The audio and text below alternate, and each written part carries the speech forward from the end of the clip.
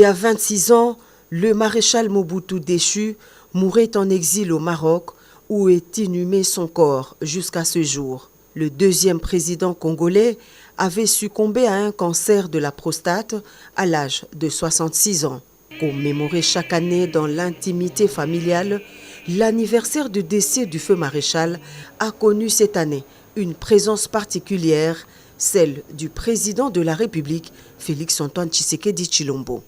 Une marque de réconfort à l'endroit de la famille, mais aussi un honneur à l'ancien chef d'État au nom de toute la nation congolaise. À l'initiative de la famille Mobutu, cette célébration eucharistique a connu la participation de nombreuses personnalités politiques, toutes tendances confondues, venues communier avec la famille du défunt maréchal Mobutu. Dès sa prise de pouvoir, le maréchal Mobutu a instauré ce qu'on a appelé le respect de l'Africain, le respect de l'homme noir, jusqu'à l'aboutissement de l'authenticité.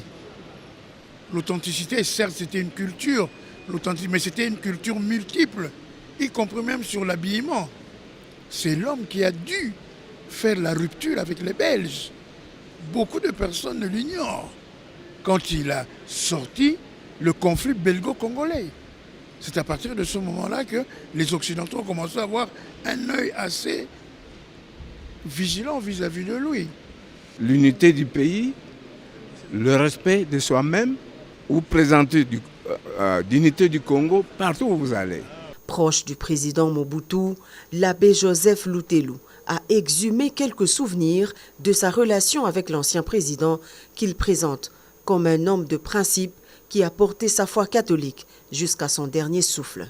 Prenant la parole pour le compte de la famille, l'ancien vice-premier ministre Mobutu Nzanga a remercié le chef de l'État, Félix-Antoine Tshisekedi Tshilombo, pour sa participation à cette célébration eucharistique commémorative.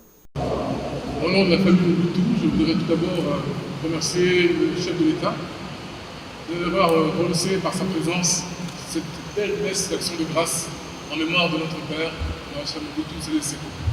Cela nous touche profondément.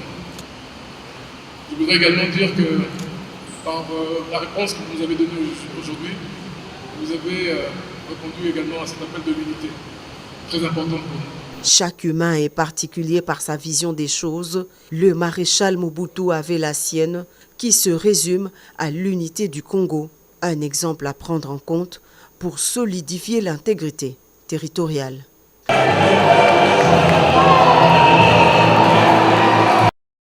C'est de porter la République démocratique du Congo à la hauteur d'une dignité continentale et même intercontinentale. Ce rendez-vous avec l'histoire de la cohésion. Partout où la paix était menacée, il était présent lui-même. Et il a prouvé de quoi il était capable. Pour moi aujourd'hui, c'est un jour un peu spécial parce qu'il y a tout juste 2 semaines, j'étais à Kamanyola, parce que je voulais voir Kamanyola et voir pourquoi le maréchal Mobutu avait un tel amour pour cette ville de Kamanyola. Grâce à son mouvement d'authenticité à l'époque, j'ai eu un nom totalement zaïrois. Et souvent on me demande si je n'ai pas un autre nom. Je dis non, c'est mon nom, premièrement. Deuxièmement, c'est quelqu'un qui a fait énormément pour le mécénat dans la culture et des arts et qui a encouragé mon défunt père à grandir et à faire de grandes choses. Aujourd'hui, la ville de Kinshasa compte plus de 15 monuments et ça a été vraiment sous l'impulsion à l'époque de la politique culturelle qui avait été mise en place par le maréchal et ses différents gouvernements.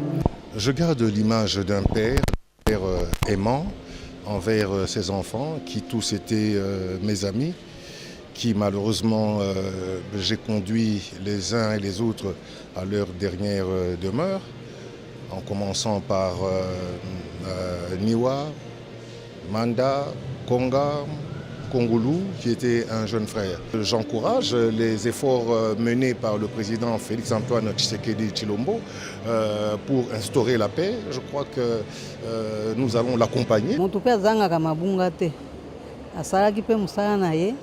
Mabunga pe ezalaki naloba mingi te ezangonga ya Nzambe elele ekokaki mpe nde azwi ye aza papa na meseneki na ye makasi tolemesa moko, to voyager avion moko, mais azalaki papa. Ce que nous gardons, c'est vraiment un homme qui aimait son pays, des valeurs de mettre en avant le Congolais de l'époque, les valeurs de mettre en avant, je veux dire, l'entrepreneuriat congolais.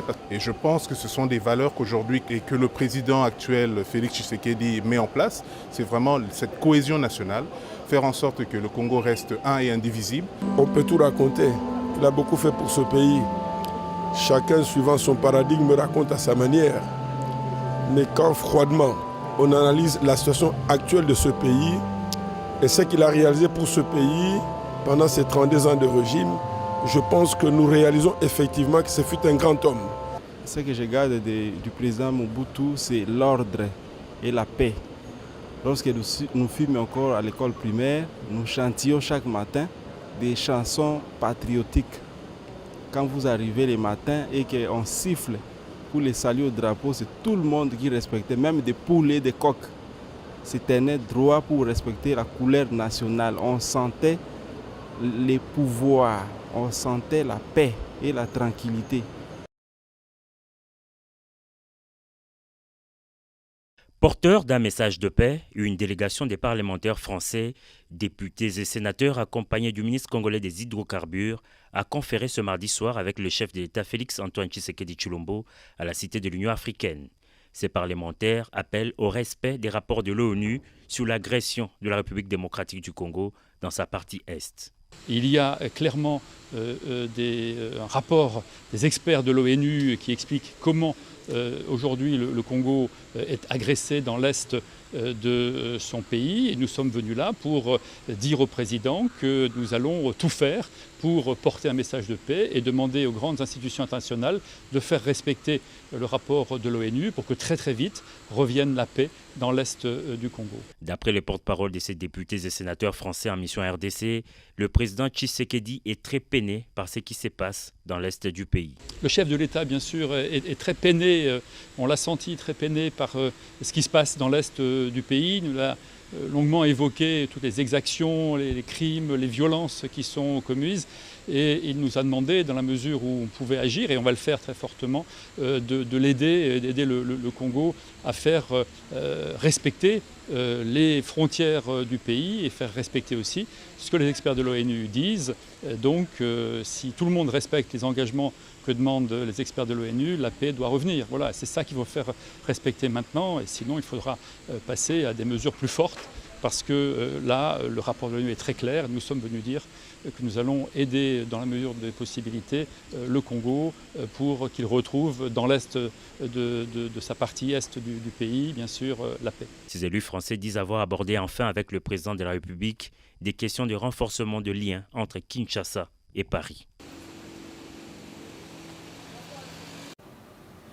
Des brevets remis aux participants pour sanctionner l'atelier sur le renforcement des valeurs et des mesures anticorruption au sein de la présidence de la République. C'est au terme donc d'une longue journée faite essentiellement d'exposés, des débats et travaux en atelier qu'au nom du président de la République, son directeur de cabinet Guilain Nyembo a baissé les rideaux de ses assises de 2 jours. Le président de la République a une volonté incomparable, mais il a besoin des mains, de beaucoup de mains, mais pas n'importe lesquelles, pour qu'il puisse réaliser de manière efficace sa vision pour notre pays. Nous allons bien évidemment prendre soin de toutes les recommandations qui ont été faites dans le cadre de cette formation, et nous allons faire le suivi par la suite.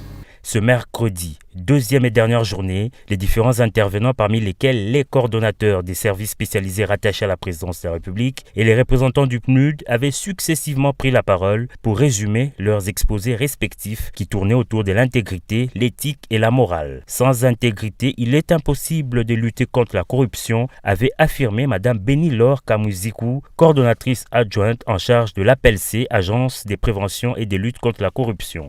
Le coordonnateur de la cellule d'innovation et des changements de mentalité, Jacques Kangoudia, avait quant à lui évoqué la raison de l'organisation de ces séminaires en faveur du personnel de la présidence de la République. Parler de la corruption à la présidence de la République, c'est justifié par le fait que c'est l'institution qui fixe le cap et donne l'impulsion aux autres institutions, a-t-il fait savoir. Après ces récapitulatifs de la première journée, tour à tour, les bishops Abraham Djamba et le professeur John Mala ont eu à présenter des exposés respectivement sur la gouvernance et gestion axée sur les résultats et sur l'autogouvernance ou la gestion de soi. Ces deux intervenants ont énuméré quelques indicateurs qui marchent avec les concepts de gouvernance axés sur les résultats et autogouvernance, à savoir l'obligation morale de redevabilité, la transparence, la réceptivité, la prospective, la primauté du droit, la participation consciente et responsable.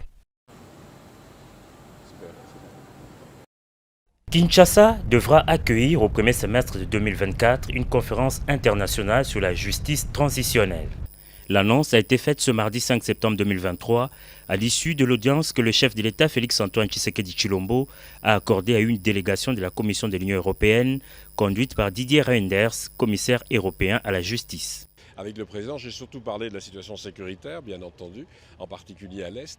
Et nous voulons organiser, et il en est d'accord, une conférence internationale à Kinshasa au premier semestre de l'année prochaine avec la Cour pénale internationale sur la justice transitionnelle, sur la lutte contre l'impunité. C'est très important de montrer qu'on continue à travailler pour les victimes, contre l'impunité dans toutes les violences qui peuvent se passer, non seulement à l'Est d'ailleurs, mais parfois à d'autres endroits dans la République et à d'autres endroits dans la région. Outre la situation sécuritaire, le président Tshisekedi et ses interlocuteurs ont également parlé du processus électoral en République démocratique du Congo. Bien entendu, nous avons parlé du processus électoral, faire en sorte que le processus soit transparent, crédible et qu'on puisse vraiment donner confiance à la population dans les résultats qui vont venir à la fin du processus. Ces hauts fonctionnaires européens ont enfin fait savoir que son institution travaille en étroite collaboration avec la Cour constitutionnelle, le Conseil supérieur de la magistrature et la ministre de la Justice pour moderniser la justice congolaise et accompagner la formation de nouveaux magistrats.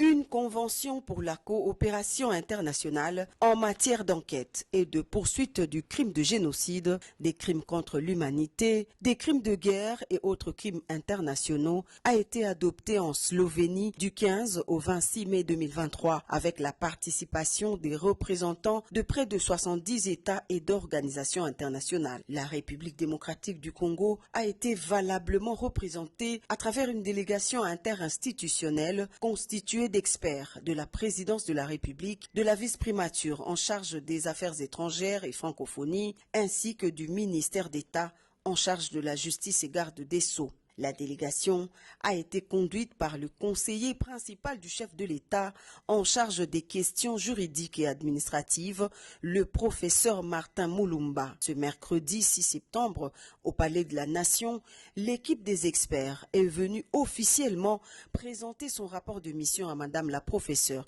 Nicole Tumba-Boacha, directeur de cabinet adjoint du chef de l'État en charge des questions politiques, juridiques et diplomatiques. D'entrée de jeu, Madame Boacha a remercié les plénipotentiaires pour le travail abattu en mettant un accent particulier sur la détermination du chef de l'État, Félix-Antoine Tshisekedi Tshilombo, à lutter contre toutes les formes d'impunité. Cette convention multilatérale constitue un outil important pour la République démocratique du Congo dans sa lutte contre l'impunité des crimes internationaux dont les auteurs trouvent parfois refuge sur les territoires des États étrangers afin d'échapper aux poursuites pénales des autorités congolaises compétentes. Occasion pour la délégation des experts de signer officiellement le rapport de leur mission sous la supervision de Madame la Dirkaba Nicole Tumba-Boacha. Dans leur rapport, la délégation interinstitutionnelle indique qu'il est souhaitable pour la RDC, après avoir négocié cette convention, de signer et de ratifier celle-ci dans les meilleurs délais afin de rendre effective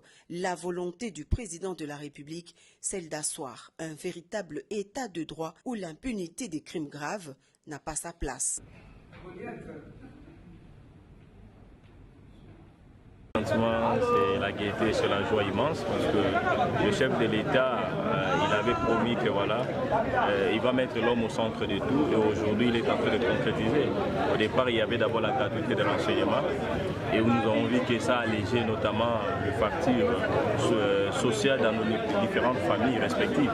Et aujourd'hui, il y a la gratuité notamment des naissances et des maternités. Cela va permettre aux différentes familles qui étaient d'autres fois dans des situation très délicate à ce qui concerne la prise en charge des femmes qui mettent au monde, mais aussi les enfants qui naissent parce qu'ils ont toujours une certaine vulnérabilité, des fragilités. Et le chef de l'État vient encore de donner encore un coup d'accélérateur, c'est-à-dire de faciliter que les différentes familles puissent avoir notamment l'accessibilité aux soins de maternité sans pourtant qu'ils puissent déposer un franc ou quelque chose. Donc cela démontre à suffisance que le chef de l'État, il est vraiment un vrai socialiste et il est issu de l'école, disons, de social-démocratie. Et c'est là, ça se concrétise du jour au jour. Donc nous sommes très contents que le chef de l'État puisse opérationnaliser cet événement dans notre municipalité. Et je pense que nous, en tant que les responsables de la municipalité, nous allons faire de notre mieux pour que ça soit vulgarisé. Et nous félicitons encore une fois le chef de l'État et nous pensons qu'il va continuer. Et nous demandons à tous nos compatriotes de le soutenir. Parce que nous avons vu des régimes précédents et personne n'a voulu mettre l'homme au centre. On peut parler de mettre l'homme au centre, mais faire des actions concrètes qui matérialisent certainement la promesse, ce n'est pas donné à tout le monde. Donc on a tout intérêt de le soutenir pour que les différentes ambitions qu'il a pour notre nation se réalisent.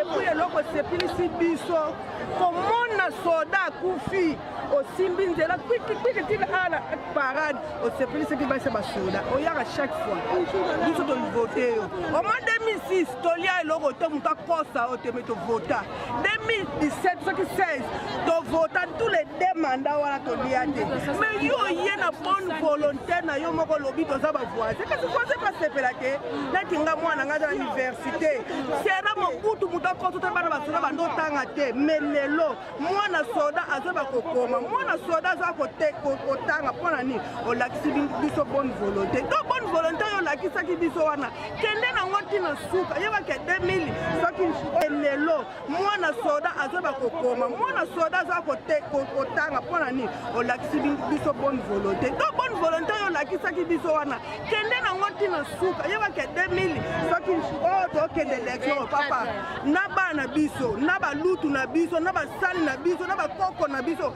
na bakokoloko biso nyonso tokozala na seni tokovote na biso oyo mais yo susi yebaka mwana soda atanga mwana soda azwaka traitement soda asala nini avivre papa aza na front asepela bamisusu mpe bakenda papa 7 à 8 ans otiki mwasi na kati ya Kinshasa estce mwasi wana kovivre ndeni.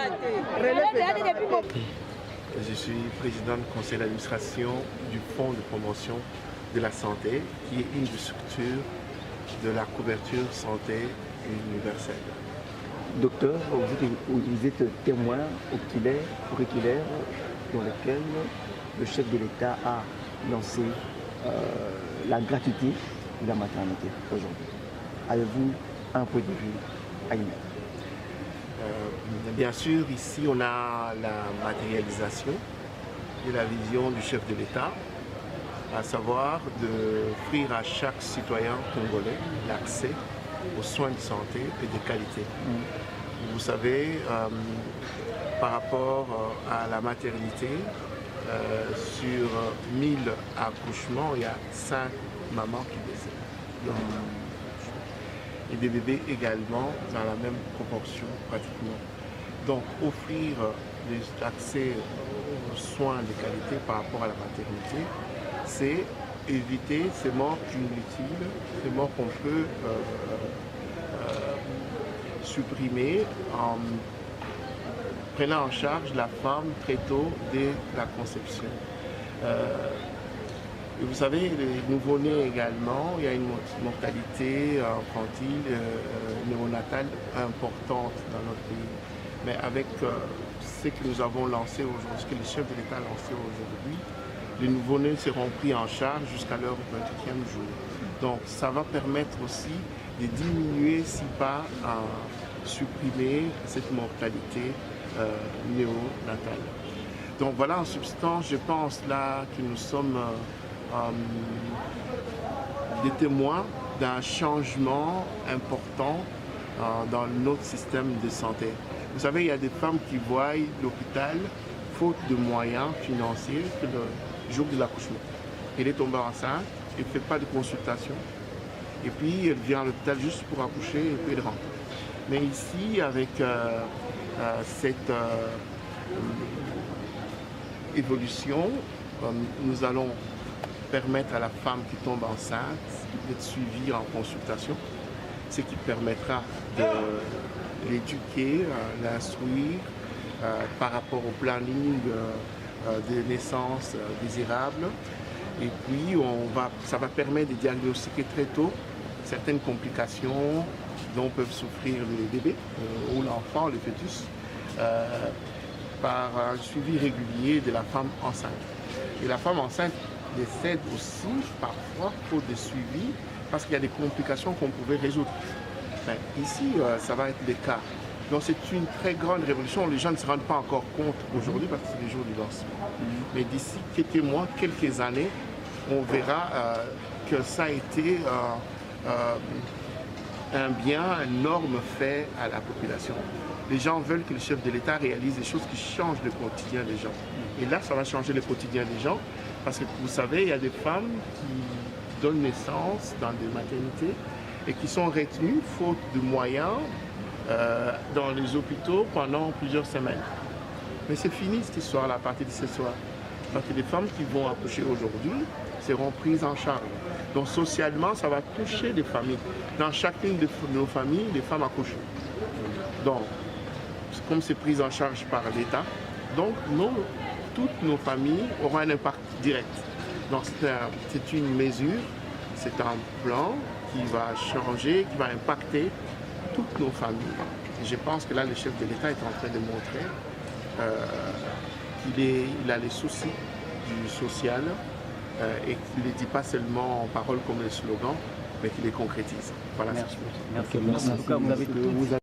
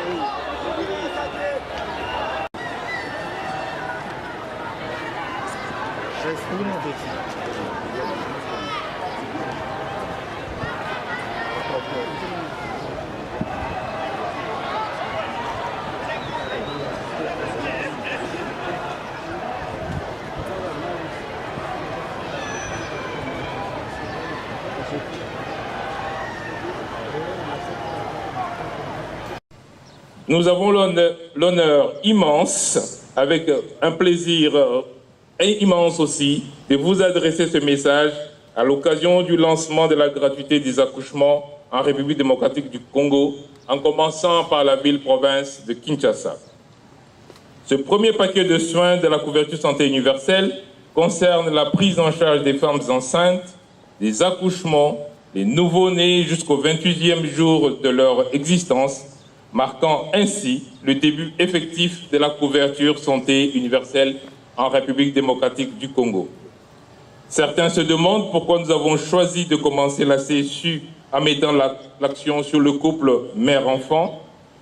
En RDC, d'après les données récentes, la mortalité maternelle et infantile s'élève à plus de 480 décès maternels pour 100 000 naissances. C'est-à-dire chaque fois que 1000 femmes accouchent, 5 décèdent. Et nous avons pour 1000 naissances, 25 nouveau-nés décèdent. Cette hypermortalité a donc été identifiée comme une priorité de santé publique. Voilà pourquoi nous avons instauré des stratégies novatrices et efficaces fondées sur la vision de la couverture santé universelle pour réduire cette hypermortalité maternelle et ainsi atteindre les objectifs de développement durable. Des problèmes de santé non traités ou mal traités, la malnutrition ou d'autres conditions défavorables pendant la période des 1000 premiers jours de vie d'un enfant peuvent entraîner de manière irréversible le développement de l'enfant et sa capacité à contribuer à l'essor économique et social du pays.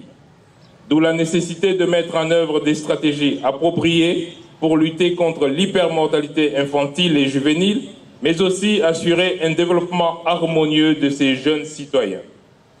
Les facteurs contribuant à cette hypermortalité maternelle et infantile comprennent le faible accès aux soins de santé, l'organisation inadéquate et la qualité médiocre des services de santé, ainsi que le manque de professionnalisme des prestataires de soins de santé.